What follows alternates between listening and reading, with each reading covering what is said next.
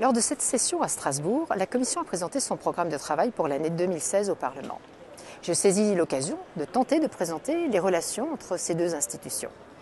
Parce qu'elles entretiennent de drôles de rapports, complexes, où se mêlent parfois de la condescendance, de la jalousie, de l'incompréhension, mais aussi, soyons positifs, des élans de cohésion et des envies d'avancer ensemble. Qu'ont-elles en commun et qu'est-ce qui les distingue? Les deux servent la cause européenne. Alors que le Conseil est souvent le lieu où s'expriment les égoïsmes nationaux, la Commission joue résolument la carte transnationale. Elle parle au nom de l'intérêt général de l'Union européenne, même si c'est souvent avec une forte dose d'idéologie libérale. Le Parlement, aussi, prône l'intérêt général de l'Union. En tout cas, c'est son objectif.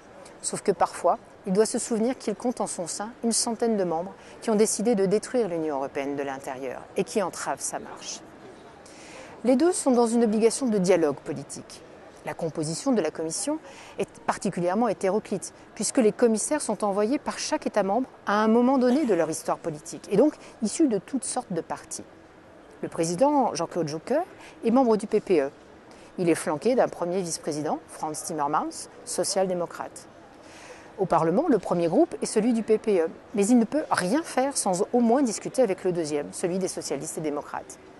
Parmi les distinctions, la Commission est l'incarnation de la technocratie européenne. Elle porte d'ailleurs quelques projets qui, au nom de l'efficacité, de la rapidité, se proposent de réduire les pouvoirs du Parlement.